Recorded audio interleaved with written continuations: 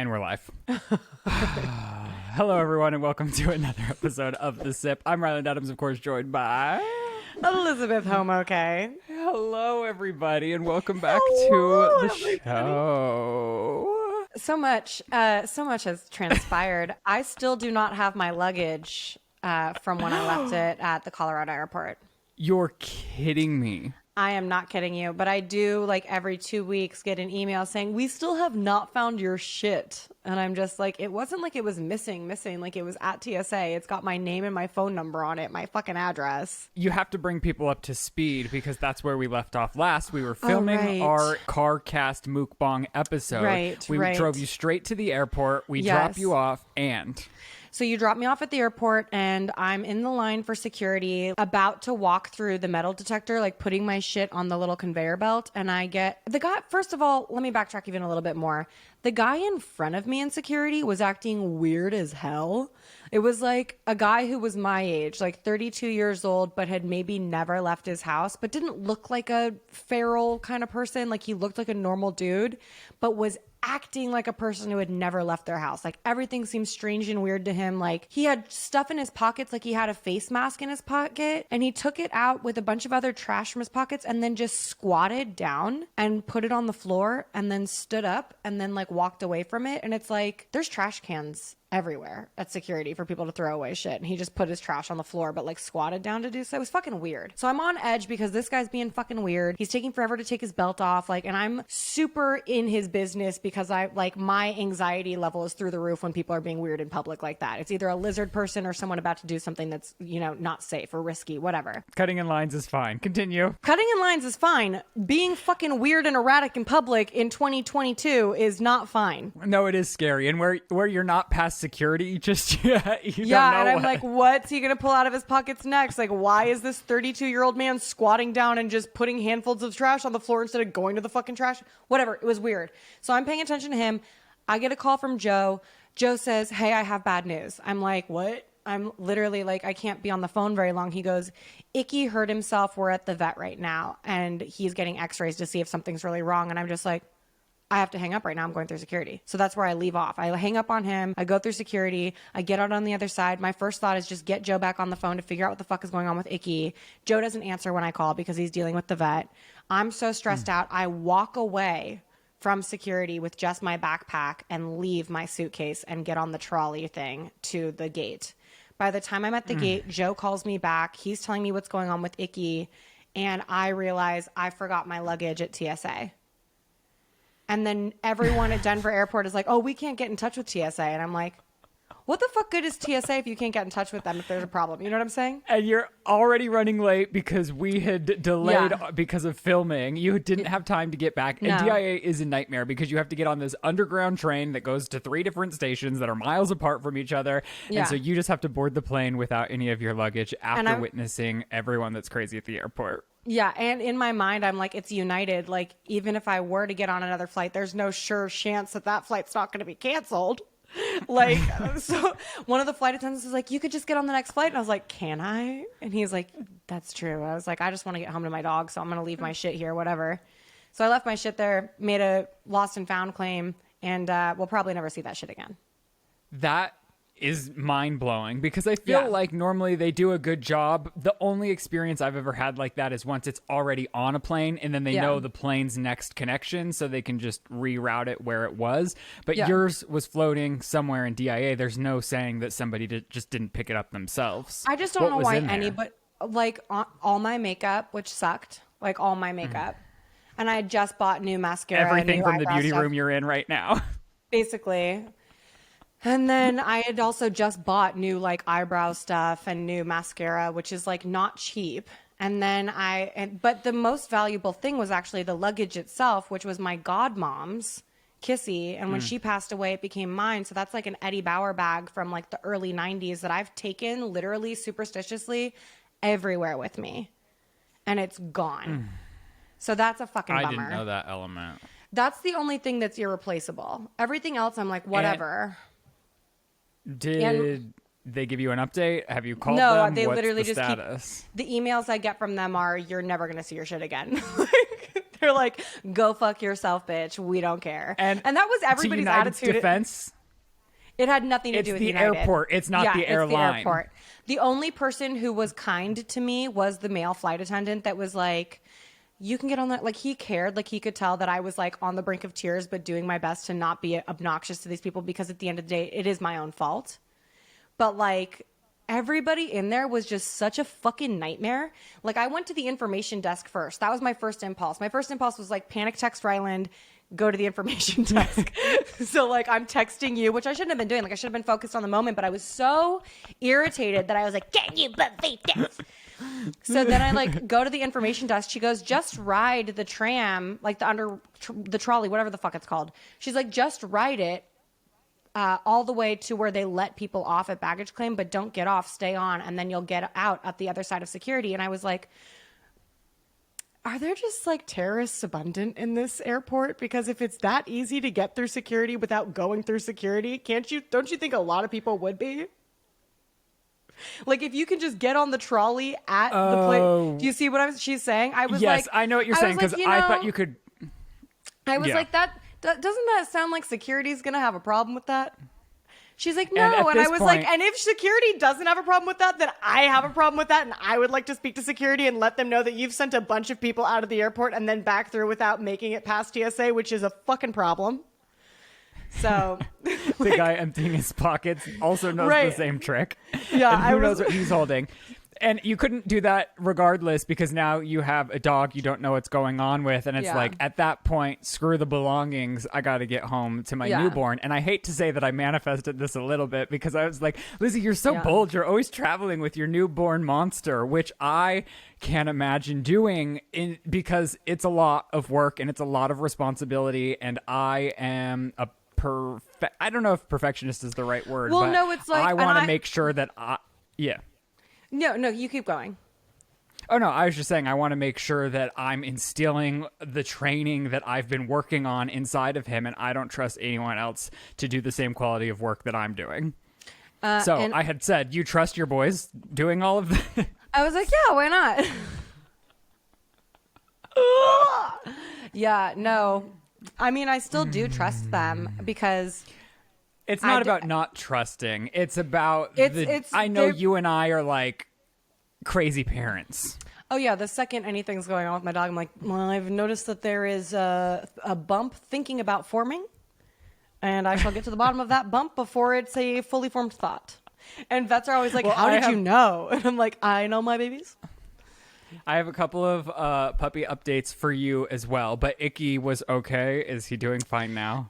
He's limping pretty severely. He got X-rays and they don't show any breakage or any actual trauma. So they couldn't give us an answer. They said bring him back in 2 weeks if he's still limping like this, but his limp has gotten better and he's putting full weight on it when he like runs, but he's still limping a little bit. It's slowly improving. What did you think happened, or what did they think happened? They don't know. He was running around with Bubs and took a tumble and then started screaming, is what Joe said. But who could ever trust what month, Joe says? So. Yeah, it's we're going on. I think this is week 4, but he's putting full weight on it to run. That's good. And I want to get into your crazy Vegas weekend in just a second, but I do have to talk about my hectic morning. I've started to think that I could become super mom again, because Riley's at a point where she has really taken to her training well. She's taken to the dogs. It's as if they formed a pack now. She's no longer trying to consume rocks like it is her food. So I'm trusting her more and more and more. And slowly I'm like leaving her for longer periods of time. Or if she's downstairs and I'm upstairs working, it's fine because she hasn't had an accident in a long time. So this morning I was like, I can work out. I can do the podcast. There's been a million people here all week and we're leaving tomorrow, but I could do this. And it turns out I can't because Chris is downstairs sleeping in the place where I normally record when we do virtual episodes. So then I tried setting up in my office, which I've been making over for an entire year. I finally made progress, and the only background that works in that room is the one with my new beautiful background, but I don't want to give it away before I do my office makeover reveal. And so I'm in here huffing and puffing and screaming and crying because there were like these crazy light reflections. So I'm closing the blinds, I'm opening the blinds, I'm acting like I'm going to die because the setup isn't working and I've spent 3 hours doing it. And Lizzie goes, "Hey, Rye, you just need to wipe your camera. It's a little bit dirty." Yeah, it's not a reflection. It's a light halation from a smudge on your lens. But then when you went to wipe it, did you just wipe it with your bare ass hand? Yeah, but it worked. Look at me now. Clear, I know. I was like, smudges. well, when I watched you go in with your hand, I was like, maybe not with your fucking greasy fingers, but it worked. Look at you. You're beautiful. You're a stunning boy. I'm tired, but I'm getting a little bit of relief. I feel like the end of having like an infant puppy is right around the corner. So, the sweet relief. But we've been taking all of the dogs to the vet because now we're in Colorado. I wanted to get like just a triple assurance that everything is good and well. And I'm sitting there and the vet, she looks at me and says, "Your dogs are fat." They are. Everybody's been saying it for years. No, they have not. No, she goes. She looks and she goes, "I know they're like big furred dogs, so I can't really go by the visual, but when I touch them, I want to be able to really feel the definition of their ribs." And she was like, "I can't." And so I was like, "Okay, so how much do they need to lose?" And she goes, "Well, like 5 pounds." And I go, "Okay, well, how much did she weigh and how much does she need to weigh?" And she goes, "I guess she was like X amount and she needs to be," she said 10 pounds lighter. And I was like, if my dog weighed 10 pounds less than this, it would not exist. So you're like Joe, because the vets keep telling me that Bubs is fat. So then Bubs goes on a diet, but Bubs's entire world crumbles if he's not eating what he wants to eat, and he becomes such a persnickety little bitch that he like actually punishes us. Like for a long time he was on a very strict diet because we needed to get him down some pounds, and we wound up getting him down 4 pounds, and the vet was like 4 more, and we're like, I don't know if we can do this because it's like his quality of life changes. He like the other morning, Joe, so when he's fat, Bubs every morning is super cute. He does a little wormy bowie thing. Like his legs are out behind him. His legs are out in front of him. And he like wiggles around. And it's the cutest thing. And he's loving and affectionate. Like it's the sweetest hour for Bubs. Morning Bubs is perfection. He stopped being like that when we put him on a diet. He started withholding his love from us. You know how he sleeps in my arms every night? Like we sleep like lovers, like holding each other. Mm-hmm. Like at nighttime, he was getting out of bed. He's like, "Fuck you. I'm not sleeping with you. I want nothing." Like literally so mad. And then at one point he like broke and was just like barking at me. He was like, "I am fucking hungry. You gotta fucking feed me. I'm fucking hungry. I'm mad." Like all this shit, like wouldn't chill out. And I was like, "Fine, fuck." And I took him out to the kitchen and fed him. And sure enough, gets right back in my arms. And then the other day, Joe was like, "Bubs was super sweet this morning. After I gave him breakfast," I was like, "I gave him breakfast. So if it was after you gave him breakfast, he got 2 breakfasts." So like Joe, he's like, "I know you think that you can just go to the vet and celebrate with the ladies there about Bubs losing weight, but he is unhappy and I want him to be a happy boy." Like all this stuff. Well, I had never taken something more personally. It was as if she called me morbidly obese because I started I got on the defense and I go, "I work out with them 7 days a week." And Shane's like, "You're not working out. They're exercising." He's like, "They're not out here like lifting weights with you." Yeah. And I was like, "I know, but they really, in my opinion, don't eat that much. Like it's according to what the bag says." Yeah. So I just took it pretty hard. They're down a fourth a cup each time they eat now, and I do feel like Uno's miserable, so whatever. See, it's hard. It's hard. It's like hard because you don't want them to be miserable, but you need them to be a certain way. And it's just like I'm this way with my own self. I'm like, damn, like I really want to try that strawberry ice cream crumble cookie, but I don't want to because cookies are bad for me. But it's like, girl, I'm gonna die. At some point in this life, I'm going to fucking die. And do I want to die snatched and miserable? Or do I want to die salivating at the mouth, enjoying a fucking crumble cookie? Because the answer is, I want the crumble cookie. I think they're somewhere in the middle. You don't have to be like sickeningly fit, but you can be like, passing. Yeah, I think Hollywood Still enjoy the crumble cookie. Well, it's like Hollywood's body standards are starving. So if you don't look starving, you're like, I'm not hot. And it's like, that's such a lie, bro. That's such a lie.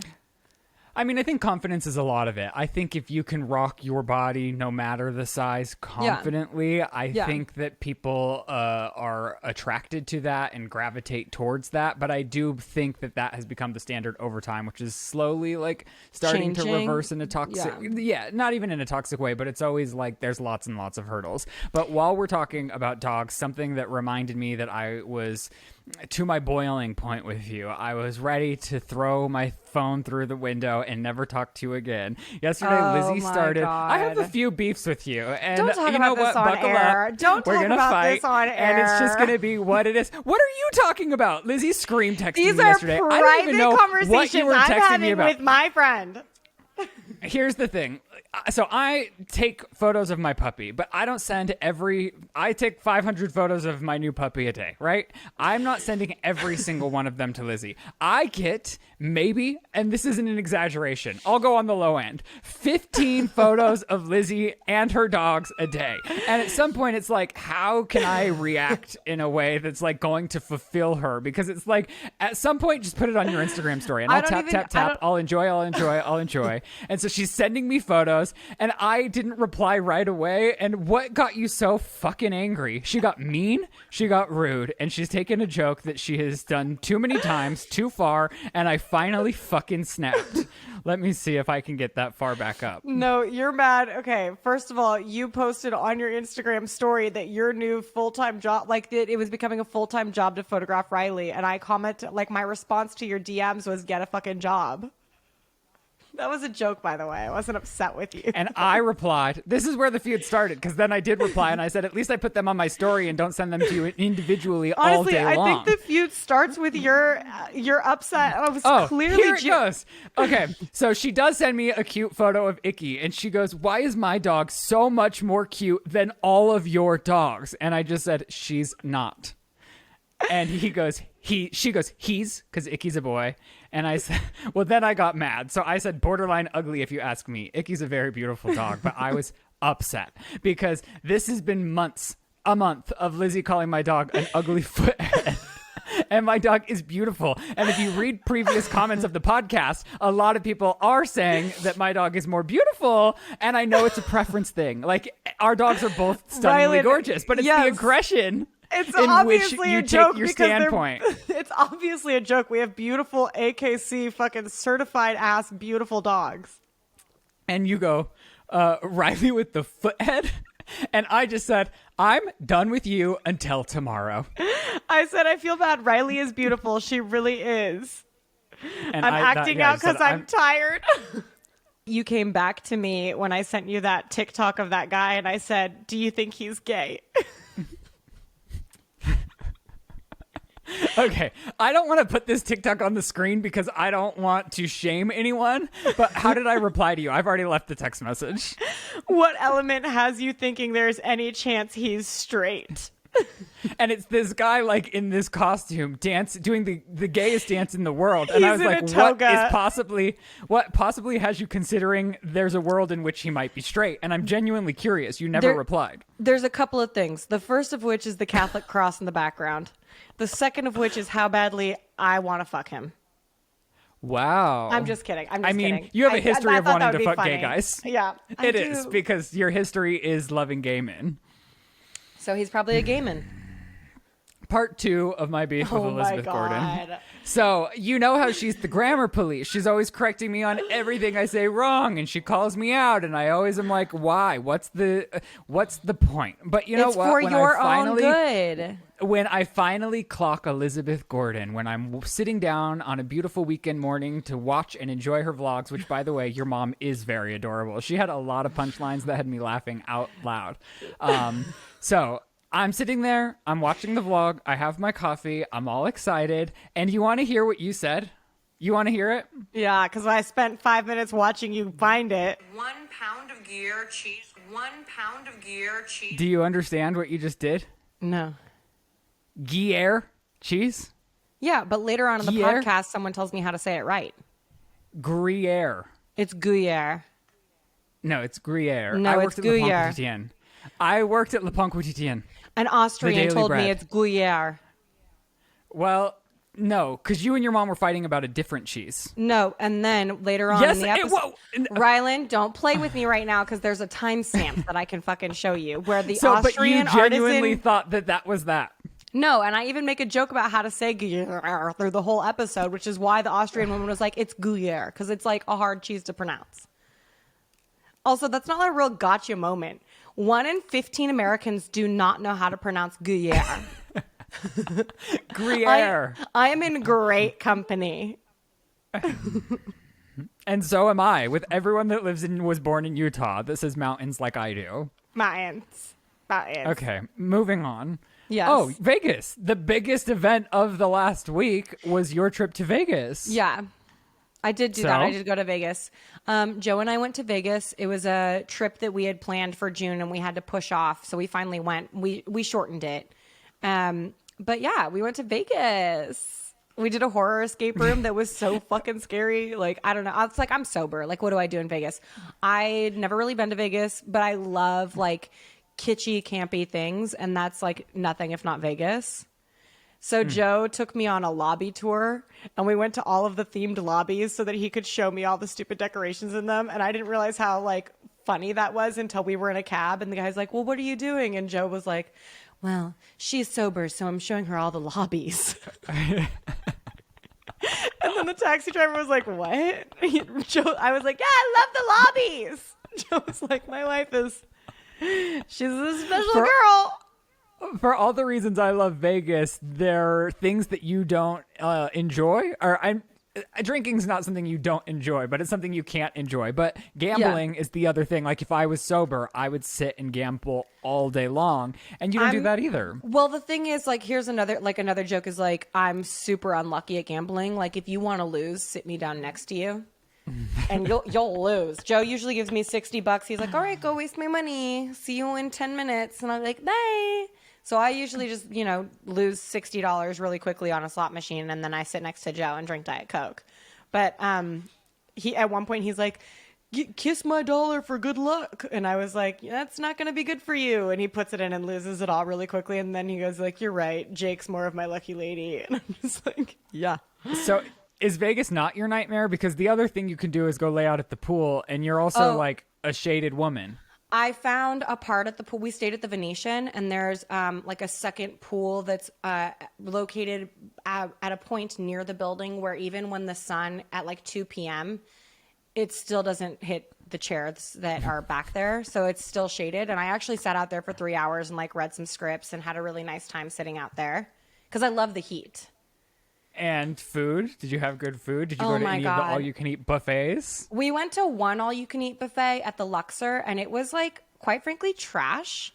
Like it was a step, right? But it's like I had, I had a vision of something in my mind. You know what I mean? Like I thought we were gonna there'd be fucking crab legs, like Well, I French think you gotta onion go to soup. like Aria Where? or Well, you gotta go to one of the bougie hotels if you're expecting quality buffet. I mean, I don't know Right. for a fact. Maybe there are some stills. Well, there's not at the Luxor.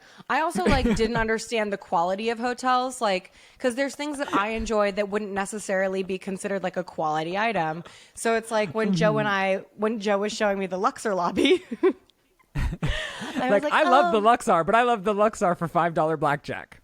Yeah, well, when he took me in there, I saw that they had a Titanic exhibit, which I've been dying to see because I keep seeing these TikToks of the Titanic exhibit in Nashville or in Tennessee, somewhere in Tennessee, where you can put your hand into this water and feel how cold it was. And there's a lot of actual relics that were picked up from the shipwreck, a bunch of stuff there that I'm particularly interested in. Because when I was a little girl, my favorite stories were the Titanic, Pompeii, and Ötzi the Iceman. And so I know one of the three. Well, Pompeii or Titanic? So Pompeii was a city that got covered in volcanic ash and lava and totally preserved when a volcano exploded, Mount Vesuvius.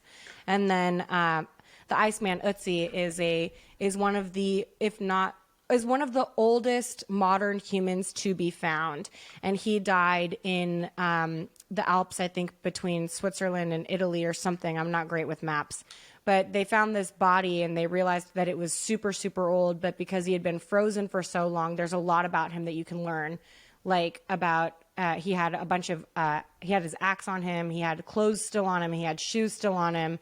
His skin was so preserved that you could see tattoos on him and scars from injuries past and maybe present. And the contents of his stomach had been preserved, so you could even see the last meal he had. But when they found him in the early 90s, there was a lot of speculation going on about how this man came to be here, and the story of these hikers that were just on a hike one day and found this body and thought it was like a modern death, but it turns out to be like pre-Iron Age or something. I'm wrong about all the details. Regardless, I was lit as fuck to go see the Titanic exhibit, and then you get in there, and it's like a lot of dishes, like mostly just dishes.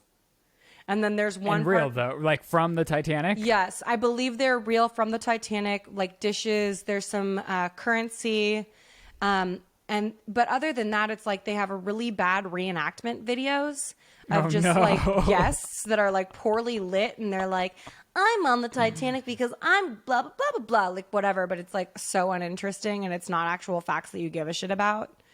And they give you these. Like these tickets as if you're boarding the ship, and at the end you scan the QR code to see if you survived. And while I was going through there, I just got like super depressed because like at the end there's this gift shop where there's like paperweights that are like the oil and water paperweights, but there's a Titanic ship in it and an iceberg in it. And I just kept thinking like, is this fucking awful and tacky? Like so many people lost their lives that night. Like this is a fucking tragedy, and you're going to sell me a paperweight? Like to me, it felt like the equivalent of buying a fucking like Twin Towers and an airplane oil and water paperweight. Like it's just weird. Yeah, I hear. Yeah. And so that was kind of a bummer. But I also felt like, you know, that queasy feeling when you feel like there's like spirits around. I felt that. And then there's like one room that's just particularly chilling and sad. Like there's a bunch of quotes on the walls of people's last words that were remembered by survivors.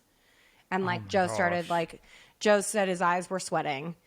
And I was like crying, and like I had chills all over, and I felt this weird like knock on the back of my neck, which probably was just my purse or something, but like my purse doesn't go over my neck.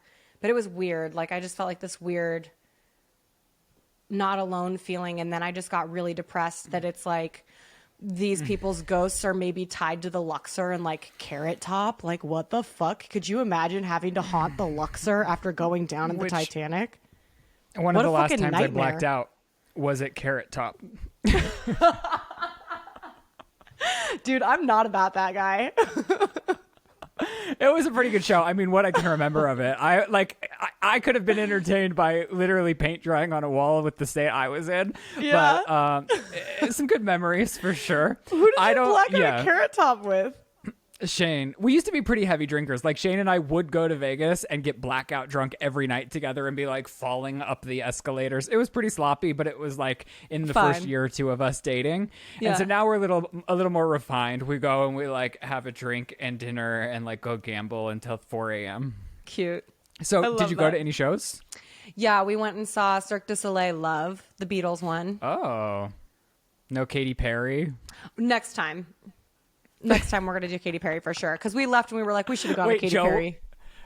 Joe would go to Katy Perry with you? Oh, yeah. He's like, I would have loved to go to Katy Perry instead of this. Because he doesn't get Cirque du Soleil. It doesn't hit for him. I've never been either.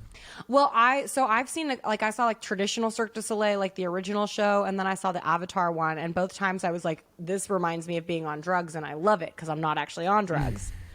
So when we were going to Vegas, I was like, baby, I want to go to Cirque du Soleil if I can't do drugs. Like, I want to go to Cirque du Soleil. And we went, and I was like, this isn't hitting. It's a beautiful show, but it feels like, you know, they're dancing, and it's a bunch of, like, overworked dancers who have had enough. And there wasn't, and not only that, but it's like our seats were like technically very good, but for Cirque du Soleil, like a really good seat is actually further back, but you don't know that. So you can see the full scope of everything. The whole, yeah. So I'm missing the acrobats because I'm looking at what's on the stage directly in front of me, and I'm still smiling. That's twisted. Yeah. I mean, I'm still beaming the whole time, but. Did you like, were the closer up seats cheaper and you're like, wow, what a great deal? And then you got there and realized? No.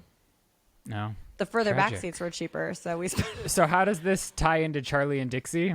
Well, Charli and Dixie were in fucking Vegas this week for Dixie's birthday. She's 21 now. Oh, okay. So she did the big hurrah there? Yeah. So it's like I was with them. My girls. Happy birthday, Dixie. It was a pleasure celebrating with you. Today's podcast is sponsored by Calm. Do you remember being tucked into your bed with your favorite story and dozing off even before you got to your favorite part? Well, with Calm Sleep Stories, you can pause your racing thoughts, relax your mind, and enjoy the ease of drifting off into dreamland. I love partnering with Calm, the #1 mental wellness app, to give you the tools that improve the way you feel. With Calm, you reduce stress and anxiety through guided meditations, improve focus with curated music tracks. There's even new daily movement sessions designed to relax your body and uplift your mind. If you go to calm.com/sip, you'll get a special offer of 40% off a Calm premium subscription, and new content is added every week. Over 100 million people around the world use Calm to take care of their minds, and Calm is ready to help you stress less, sleep more, and live a happier, healthier life. I love nothing more than Calm, whether that's jumpstarting my day with a guided meditation so that I'm calm and patient throughout the day, or going to sleep with one of their imaginative sleep stories. It's amazing, and you too can enjoy Calm, because for our listeners, Calm is offering an exclusive 40% off a premium subscription at calm.com/sip. That's CALM.com/sip for 40% off unlimited access to Calm's entire library. That's calm.com/sip. Do you want to start iced tea? Do I want to start iced tea? Well, yes. The coldest sip you're going to take today is Little Huddy, Landon, and Charli drama. Okay. What do you know? What don't you know? I know that's Travis Barker's son. Yeah, and Landon Charli is D'Amelio? Travis Barker's son. Landon brought Lil Huddy to Travis's wedding, to Courtney. So Lil Huddy was at the Kardashian wedding of the century. And Lil Huddy's one of the dick wigglers on TikTok. He is a dick wiggler on TikTok. He's also now trying to be like next gen, like the next gen emo, screamo, rap. Like rocker. I did try watching like 2 episodes of that Hype House show, and he has like that like witch mansion in Encino. Is that one him? Yeah, that's and he's him. dating. So Dixie? he was dating Charli for the longest. They've been off again, on again, and then. And is this like hot gossip on TikTok? Like when you it's log hot onto gossip TikTok? for everyone. Like I don't know. If I took this full- is intergenerational hot goss. I don't think so, because it hasn't even crossed my table yet. And there has been some TikTok crossover. You want to know what I've recently seen from TikTok? Yeah. The pink sauce drama. Oh, I don't even know what that is. What? And you're Yeah. a TikTok queen? Well, it's this getting, might well, be- the reason I found it is because it's like getting people serious views on YouTube. Like people that like don't even have like a big following are making like pink sauce scam videos, and they're getting like 500,000 views. What the fuck It's is pink sauce nuts. scam videos? Should that be my next So- vlog? Hold on. Let me take notes.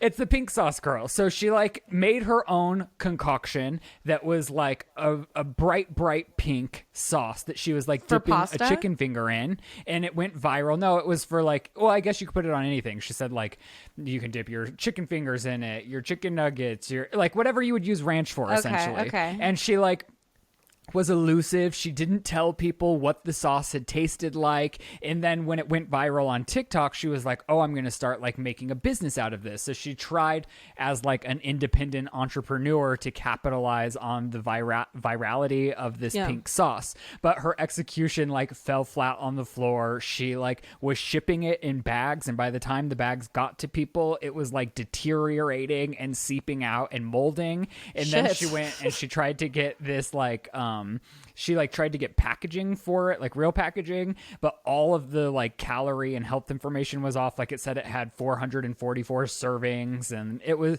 so she got all of this backlash. But I feel like she's capitalizing on the backlash. Like she's making apology videos, but she's saying she's an independent creator and she's a mom, and she's like, we're working with the FDA, and then she's screaming that it's not FDA approved, and it's like really hot, good drama. And the reason I came across it was because Inside Edition, do you know who that is? They do like kind of hit pieces on people, but it's like in a news way. It's like a hybrid between like hard news and entertainment news. And they'll like go investigate. Like they're the people that go to hotels. They'll get like 3 hotel rooms in Vegas and blacklight the sheets and see which ones are the dirtiest. And then they'll confront the managers at a 5-star hotel and say like, these sheets haven't been cleaned in 4 months. Yeah. And then the managers will be like, hiding and say no comment. So that's how I found it. And then I went on this deep, dark journey of following the pink sauce girl without ever having logged onto TikTok. So that's what I mean, like transcending TikTok. I feel like this Charli, Landon, Huddy drama hasn't done that for me. But I mean, continue. Yeah. Well, now I'm obsessed with the pink sauce TikToks. I literally just started looking it up. Into it. I already did. Did you see some of it on mute? I didn't see any of the actual things, but it's like I'm seeing all these YouTube videos and then like all these like they're getting people views, like crazy views. Like big channels are getting millions of views. Also, Smaller I channels do are a getting cooking like vlog. Where the views. fuck were you when I was trying to come up with content? You're supposed to Oh be my my God, vlog dad. You should order it, taste test it, and then make your own that's parallel to it and try 10 to steps get it. ahead of you. It's already in the bag. I was at Hibachi last night, and they have a pink sauce as well that they give for like their rice and all of their meats that they serve you. And I was like, this is fucking pink sauce, and it's delicious. I have a bone to pick. I have a bone to pick. Go for it. You got to pick all your bones. Here's the deal. I feel like your house has quickly become a boys' club. And when the boys are in town, you guys live your best lives. You're having fucking barbecues. You guys are playing dress up. You're going to fucking hibachi. Are you kidding me? Okay, well, I would like to say Shane is a better employer than me. Because he's the one doing all the styling. He's the one doing all the feeding. I think you and I have a good time, but I'm not like as adventurous Last time I was as there, him. I was like, do you want to go eat? And you're like, there's food in the kitchen. Because we had gotten like 4 things, whatever. That was also when Riley was a puppy, and I warned you we weren't going to be able to leave the house. Typically, Right. I do show No, you a it's good true. time. The hibachi It's true. happened on accident because Jared had wanted to go to like we went to a shop. Jared gets what Jared wants. And right next to it was Mount Fuji, which is the hibachi grill that we like to go to here. It's honestly where we went for my mom's birthday. It's like a fun place to go, so we can go there next time you're here. Awesome. I'm not holding back on you. Thank you. I appreciate that. So, wrapping back to this drama that you had started. Oh wait, Yeah, with, Lil not Huddy. me, Little Huddy. Yeah. Lil Huddy, Landon, and Charli. So basically what's going on now is Charli and Landon are an item. Huddy is butthurt about it. He came out with a song where he's like, you're a homie hopper about Charli, which, you know, truth be told, she is. But so is he. She's And the young, fact- and she's probably just living her life. Who's not a homie hopper at 15? But it does seem like she went from like one rising star to a bigger rising star. Well, I don't know I don't know, but if your dad's Travis Barker, it seems like you're going to be a rising star. Yeah, Travis has already got Landon collabing with MGK, but it's like Lil Huddy was collabing with MGK based off of his own dick wiggling merit. Oh, I don't know. Okay, so who would you say? I don't know anything. So Right, who's and the more I'm popular scared- of the two boys? I'm scared to take a side, honestly. But if I wasn't Is that so scared crazy? yeah. So, but like, here's the deal. Like, honestly, God, I'm gonna really hear it for this. I'm sure Landon's a lovely boy. I'm sure he's a sweet, sweet boy. Here she goes, starting drama. But I gotta say, as a woman who's felt like calling the police on Chase Hudson because he makes me feel assaulted. Like in a good way?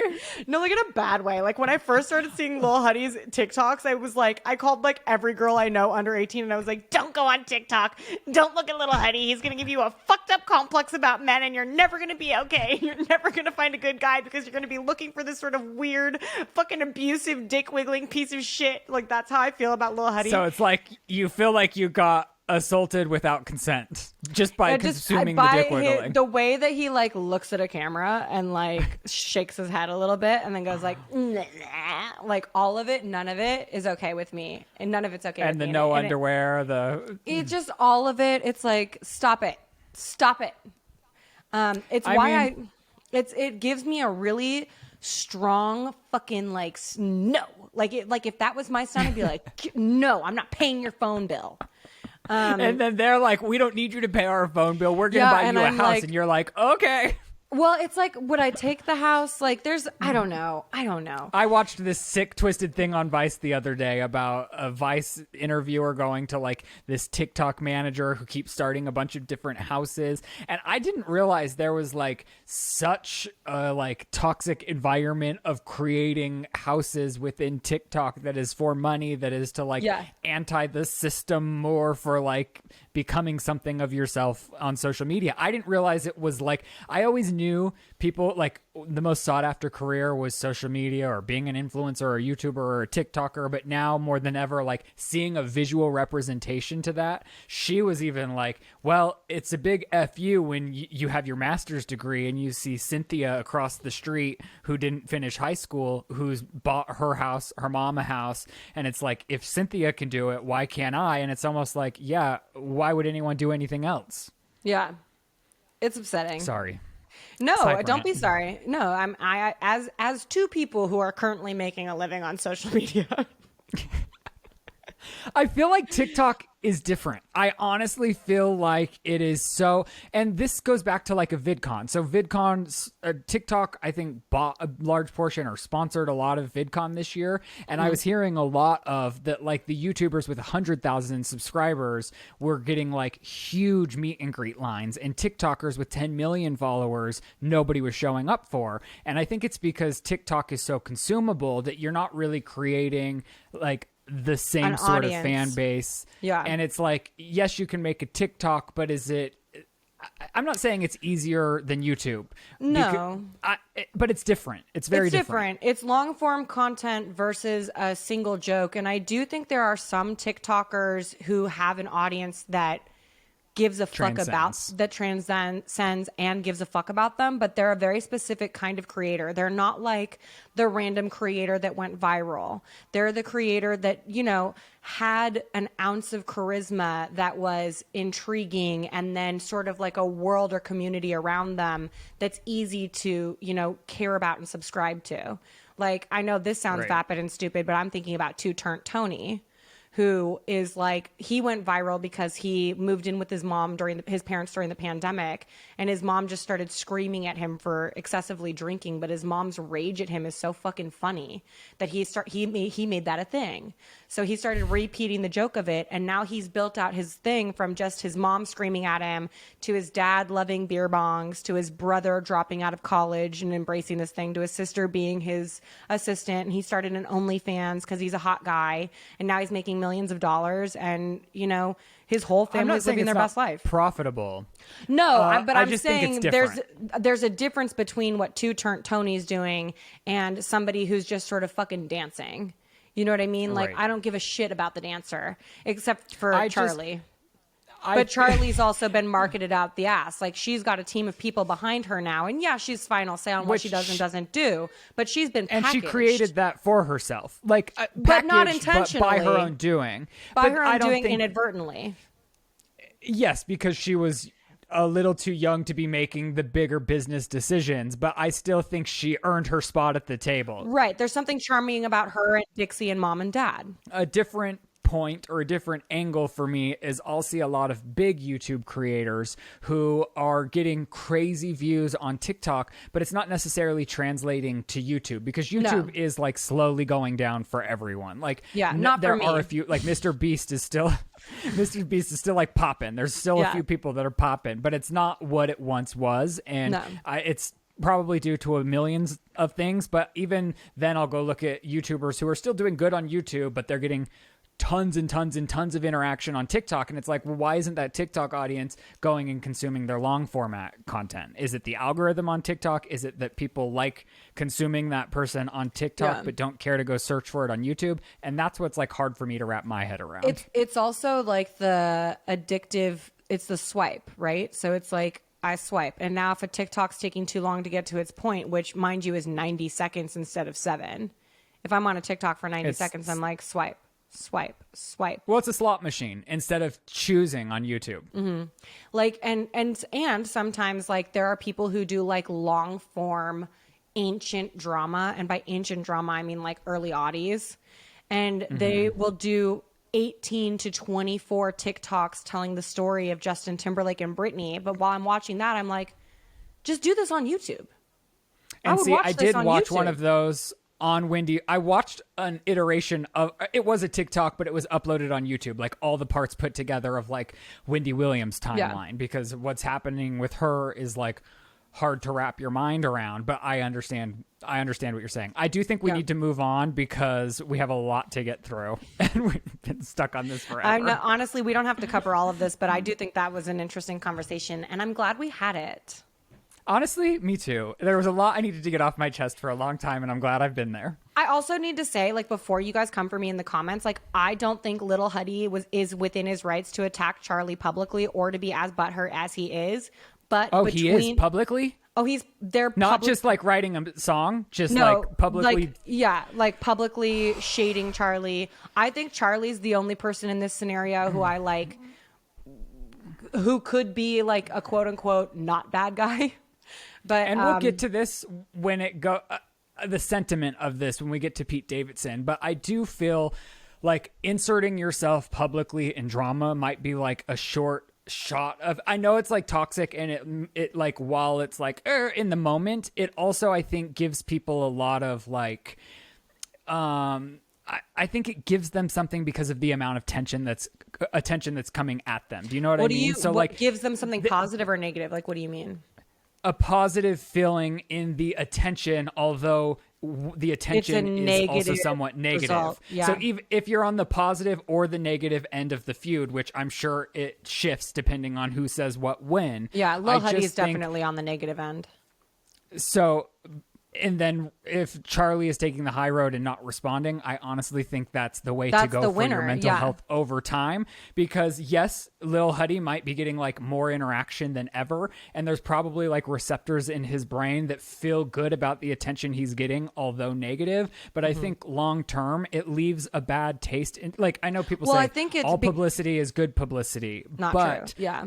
The mental effects that this will have on him and people that view him from afar, because it's like, oh, the guy that's like did this, that beefed like this. I feel like over time I've learned that like as tempting as it might be or as fun as it might sound to like get your validation, it's never worth it in the long run, because you're the one that has to deal with the mental implications, which we're seeing with Pete if reports are true. Yeah, let's just jump to Pete, because I do believe that the results of this, and as silly as it sounds, are literally traumatizing. So him and Kim broke up, and this article says, I mean, I know we're a little behind, but in more recent times, after Kanye had come out and said, what, Skeet is dead dead at 28.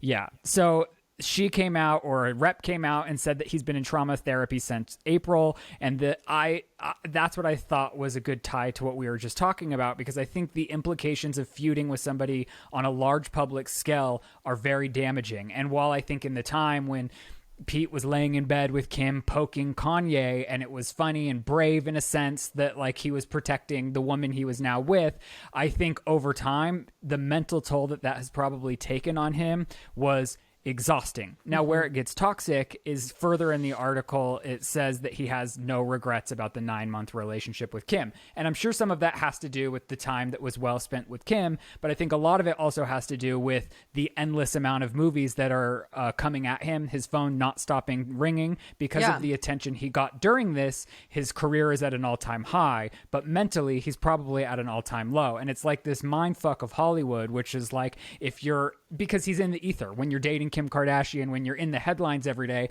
people that are writing movies subconsciously are like, oh, Pete Davidson. Your worth as an actor is quantifiable. And that's what I mean is like you're positively reinforced for negative behavior on the internet, but is it worth it over time? And I think that's like the big question. And I think, like, for me personally, go ahead. Oh, no, you go.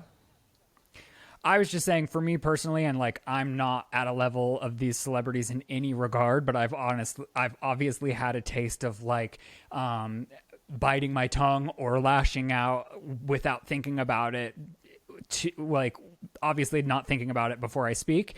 And I just think like being a little less popular and still maintaining and having like a good quality of life and having like a real life outside of what the world sees, to me is like a better choice than like constantly being in a state of like anxiety, stomach turning, like constantly to be being popular, the center of the negative conversation to maintain popularity. Yeah. But I mean, yeah. No, I totally agree with you. And I also think like this is something that I touch upon in my vlog this week, but it's just like the understanding that, so for people like you and I believe like a lot of people can identify with this, like we're hella goal oriented, right? Like you and I have always been like no days off. I have a dream, and you know, as Austin says, make your dreams into things. And you and I would argue every step is in pursuit of that dream. And then I would say my mind shifted after this last couple of years. Yeah. I'm still very goal-oriented. I still have a place I want to go. I don't think my trajectory to getting there is the way that I had once envisioned. Yes. And, you know, like same with me, but I think my shift has come more recently. And like I really realized it while watching Elvis, the movie Elvis, finally saw it. And, you know, Elvis was essentially a prisoner of his manager. He worked 600 days in a row. He hit the stage 600 days in a row, died at 42 with something like 4 months worth of feces in his bowels that he couldn't get out on the toilet. And arguably, Elvis was living what a lot of our dreams were. But he didn't technically ever get to live. He only got to perform. He was like a human in a zoo on display. And at what cost? You know, literally the like cost of his entire life, the cost of his entire for people joy today. Yeah. Right. So, and it's like, you know, it's devastating. It's devastating. Yeah. So when you put into perspective that life is not about material objects, and when you look at people who have money and who have quote unquote what you want and don't have, you don't realize the cost of what those items are. And it's, I personally think, at the cost of your joy and sanity. And I think that, you know, at the risk of sounding like Buddhist or something, as a very materialistic woman myself, it's like finding the joy in what you have is not just like a discipline to be, you know, quote unquote, a better person. It's not about being a better person. It's about having a better life experience. And when you're wanting less and enjoying what you have more, you're in the moment, you're not devastated by expectations. And by the way, your experience in this life is better. Yeah. The destination for all of us is death. So who gives a fuck what you've acquired that puts you to your deathbed? I don't know. Maybe I need to come up with a new through line for my vlog now, because I basically just said it. But well, your vlog's going up tomorrow. This is going up after, so it's fine. Oh, great. So now you've repeated yourself. Go check but it I out. even think, like, and I'm not done, like, in my aspirations to work or have a career in Hollywood or on YouTube. Yeah. But I do think having moved to Colorado after a lot of events that had transpired in our lives, I think this has taught me a lot of that, you know, like just, I feel like when you're, especially when you're in LA and you're like on this never ending circle that it seems like everyone next to you is also on, it gets hard to remember that that doesn't have to be your reality. You know what I mean? Yeah. So, and you know, to the same degree, it's like you can enjoy what you're doing. Like I can enjoy podcasting with you. I can enjoy my cooking vlog. I can take the pressure out of it and make it more about like enjoying the experience and the moment and the blessing that I get to, you know, do that for a living, which is fucking weird and wild and wonderful. And I can open my laptop and write a Christmas movie. I can open my laptop and write a TV show that's been burning in my mind, or a movie that I want to see. Like all of that I can do. And the value of it is not in dispute based off of the dollar sign I get for it, ever. yeah. Yeah. Also, our Christmas movie is so funny.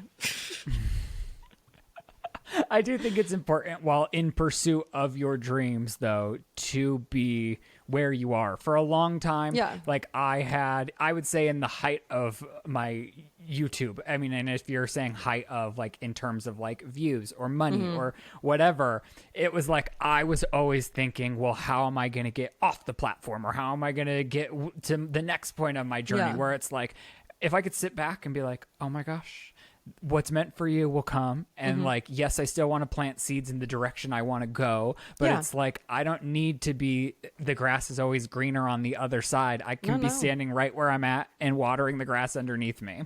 Yes, Daddy. So, do you want to get into Taylor Swift or Demi Lovato? I mean, Taylor Swift is hella fast. Taylor Swift's short film, the All Too Well one. Wait, fuck, I'm ruining this. This is your story. I'm sorry, it's so hot in here that I've folded my shirt up into my bra and I'm just sweating in this fucking chair. We don't have to go much longer because no, but I think it's cool. I think it's cool. No, I'm just kidding. Okay. Okay, go for it. Taylor Swift's All Too Well short film is eligible for an Oscar nomination, which I think is fucking epic and sick. And then also super fucking annoying for the other short films that are contenders, because it's like going up against Goliath. Like Taylor's got like the marketing firm that she needs to win. And it's like, why even try, guys? Go home. It's not your year. And the money. Although I will say she does deserve to win something, because like in her documentary that's on Netflix, remember for the last album that she had, I don't even believe she was nominated and didn't, or was she nominated and didn't win because it was coronavirus? For a Grammy? It was one of the two. For a Grammy? Was it? Yeah. I mean, I don't know. I'm talking about an Oscar and they're talking about... I know. I'm saying that she deserves to win something, because love her or hate her, I will say the creative inside of her is unmatched in a songwriting, singing, thought out, performing way. Like, you go to a show of Taylor Swift's and it's like, even if you don't love the girl, it's hard not to be impressed by what she has created for herself. Yeah, I love Taylor Swift. Oh, me too. But I'm just saying. I don't know that All Too Well deserves an Oscar for short film. I mean, I don't know what's up against it. I don't either, but I'd love to. Okay. Then there was also oh my gosh. What? No, you. Oh my well, gosh. if you have some, are you talking about Taylor Swift still? I was going to pivot to something that we missed. Oh, I was going to talk about Demi, but you go. Go for Demi. No, you go. You said you I was had going no my for gosh Julia moment. Fox.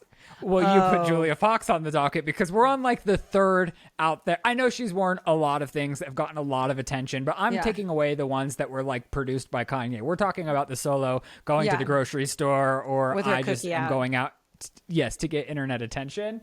And I'll say this is my favorite of the mix match of them all, because it reminds me of Angelina Jolie and Mr. and Mrs. Smith. And one of the angles, it's very like body con, like I'm going to go be a spy. I don't know. So I didn't hate this one. And it got me thinking that, remember how I used to do those videos of like, I wore Jeffree Star's clothes for a week, or I wore Tana Mojo's clothes for a week. I was thinking I should hire a fashion designer to make these outfits, and I should go wear Julia's outfits in public in Colorado for a week, because, just imagine. You'll be arrested for indecent exposure. Like, honest to God, or you a will hate be crime arrested. for being gay. That's not a hate crime. Not being arrested, I'm saying, or in parallel to being arrested, you'd be the victim of a hate crime. Yes, be the victim of a hate crime. So I looked a little more into this, and I was like, is this her thing? Is this like exclusively what she's doing? But she does have a Spotify original podcast. We knew that. But she's also working on a movie with Bella Thorne, and I thought, wow, if there was ever to be a match of two women to collaborate and make a movie come to life, I do feel like they have met their match together. Wait, what are the details? Are they making a Christmas so movie? There's... Are they coming for? I don't think that. No, there aren't many details on the movie. But it says, what's it called? The Trainer, and over the course of 8 days, sleep-deprived chaos as it follows fitness expert Jack down a deranged road for the American dream, and that's the only synopsis that has come out of it. Can I just be the first to say I don't have high expectations for these ladies? So if what comes out of this is a coherent story from beginning to end, my hat will be off. Well, and I hope it goes straight to a streamer selfishly because know I will it watch will. it You from know this it bed will. right behind me. I'll watch I it don't with know. you. Some things are like hard to find, but I will post up right here and watch it and Not see for what nothing. they have for us. I do not recall the last Bella Thorne film to show in theaters. Well, I feel like she's doing good for herself. Let's not knock No, Bella she's Thorne. fine. She's fine, but I'm just saying. Okay. I feel like we've gone for quite a while. We'll hit on a couple more hot topics. We have a lot of good advice submissions, but I feel like we're going to have to save those for next week. Yeah, which is fine. So, because we'll be before older we and leave wiser you- next week. Oh, so much better next week than we are today. We will have lived, learned, and evolved since today. And I'll be So, fresh off a Vegas trip, so you know I'm going to be informed. I think we should hit on Demi and then Anne Heche. Okay. So Demi Lovato has recently been crowned one of the most obnoxious performers in all of the land. Am I right? I mean, There was an in ounce what of, regard? I mean, people kind of lost their patience with Demi when she came for the ice cream shop. And then she did a series of events, and I'm not saying she shouldn't have come out as a them, they, but it Yeah. was confusing right as we were getting used to it, like even on a podcast calling Demi not by the she, her pronouns. She does a switcheroo, and people change, people evolve, just like we said we'll be different next week. Demi's Yeah. different today, and I'll Yeah. let her grow. I do think it is like...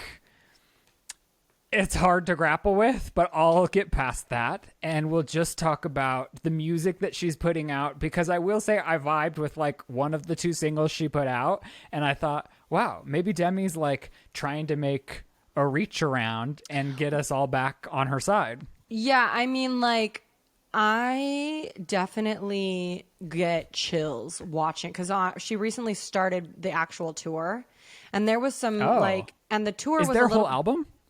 Oh, I don't know that much. But she is on tour right now. And there was like the virality of the tour was that nobody was buying tickets. She couldn't sell seats to save her life. And so, you know, people were like shit talking her for that. And like people really enjoy getting down on Demi because of how obnoxious some of her public encounters have been recently.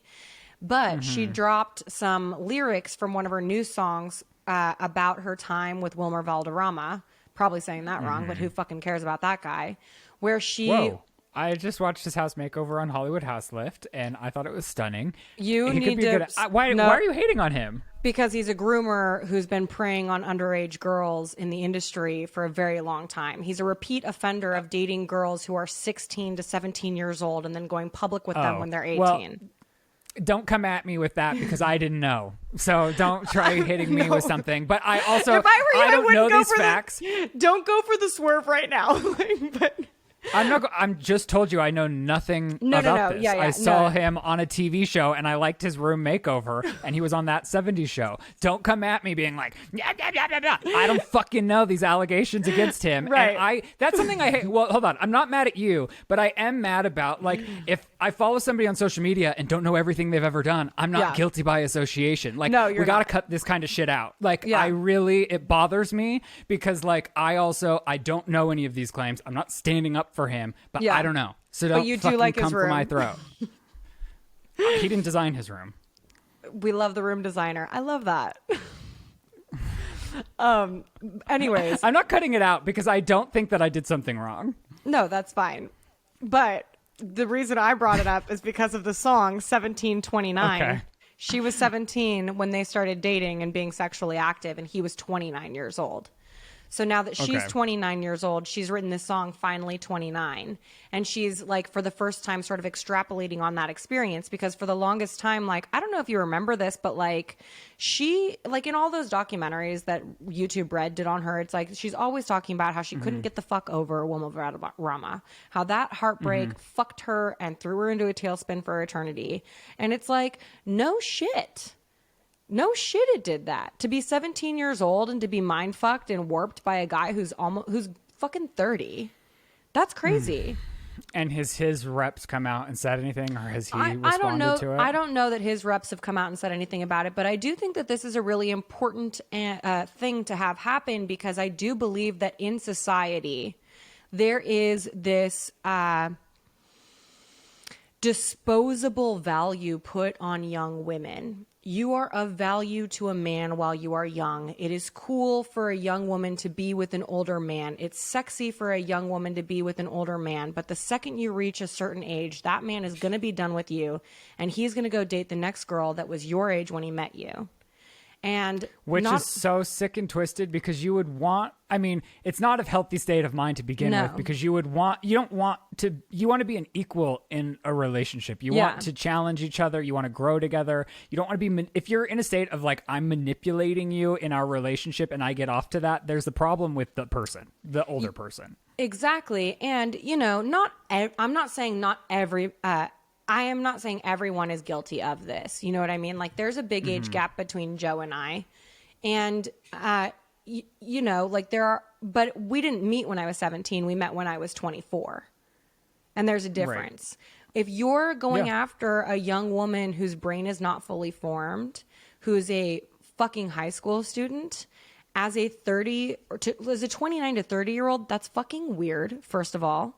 That's an insane thing for you to want to do. The age difference alone is so much that you don't even know this. You don't even have the same generational life experiences to pull from to relate to each other, let alone the same problems. You're like, it's wild. Well, and that's what I mean. Yeah. And then her brain forms in this world of objectification where her worth is tied to this man who's quote unquote valuing her based off of nothing. Essentially. And her whole self-worth is in that. Yeah, and then he leaves. And so that's why I do have... Well, the thing that I love about this song is that she, you know, she's brutally honest about what happened. And then she explicitly says she thought it was like a teenage dream. But then she realizes it's not her dream. It was his dream. It was his fantasy. She was manipulated into serving a purpose for him that fucked her up royally. And then she has this great, like, I'm literally getting chills talking about it right now. She says, I'm finally 17. I'm finally 29. 17 would never cross my mind.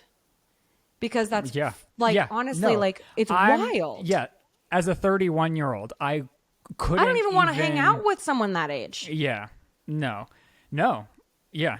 I completely agree. And I think Demi has always been a great performer. She's always had an amazing voice. And this is what's hard about celebrity or commentating on celebrity. It is so, you never know the details. Even like the beginning of this story, I'm like, I know Demi and Wilmer dated, but it's like, it's not at the like, I don't know all the details. I wasn't like consuming pop culture. And same. But no, this is what I'm saying though, is so like, us, even in the past year, are probably guilty of making fun of Demi. But it's like, had I gone through all the experiences Demi had gone through, I'd probably realistically be in the same position she's in. Maybe she, like, you know what I mean? Like, a lot of the steps she has taken are due to different trauma triggers in her life. And she, like, how she reacts to things. So it's easy to make fun of somebody at face value for something they're doing in this moment, but you don't know their whole life that led them to get there. And that's what's, like, toxic about commentating on celebrity culture. Yes, I agree with you. And I think that's like, because you're a better person than me, I think you're able to come to an altruistic conclusion like that. I still think a lot of the shit she does is violently annoying. Well, that can be true along like you with... can be annoying and incredibly talented and incredibly insightful sometimes, and then other times not so much. Like for me, like I annoy a fuck ton of people. Don't you think a lot of annoying attributes or personality traits that were developed were because of X? Like if you look at if you take like some of your most harsh personality traits, things that you constantly do that you're like, I shouldn't do that, those were probably developed by some of the things that had gone wrong in your life and how you react to cover those up. Right. And that's why it's very important for me to go to a meeting every morning so that someone could be like, hey, Lizzie, that annoying attribute that you've developed like a callus to survive, let's shave that shit off. You know what I'm saying? Right. Like when you're aware of the fact that you have these fucking more than micro elements to your personality that are like super obnoxious and you don't get me wrong. it's never an excuse to treat people like shit, to be a horrible person. Like, that's not what I'm saying. I'm saying strictly being nasty about people that I don't even know. Yes. You sound like a saint, and I, who is an annoying person, am also saying, how dare anyone else be annoying? Okay. All right. Well, we do also, what did you want to say about Anne? We'll end the show. I'm sorry it's on a sad note. I mean, awful, horrible, tragic. They have taken her off life support, and she has now officially died. I think they were waiting for a while because she was an organ donor to try to find somebody to give her organs that were of use to other people.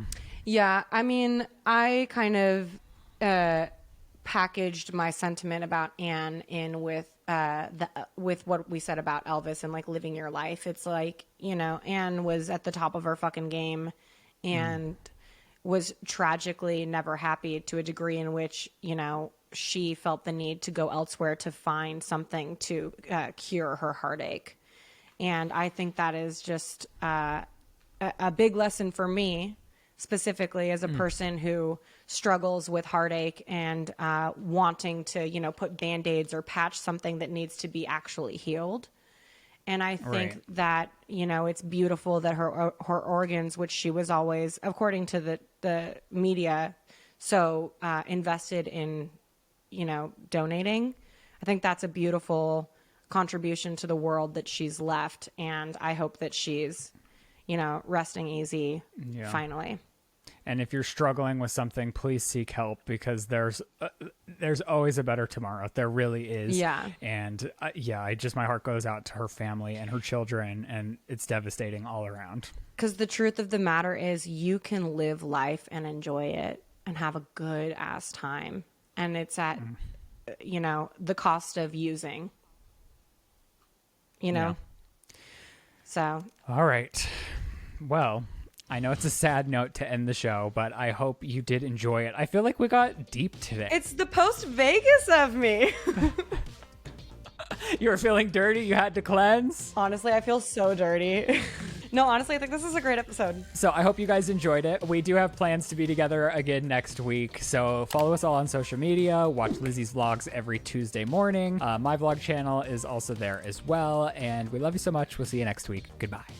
And that's the sip.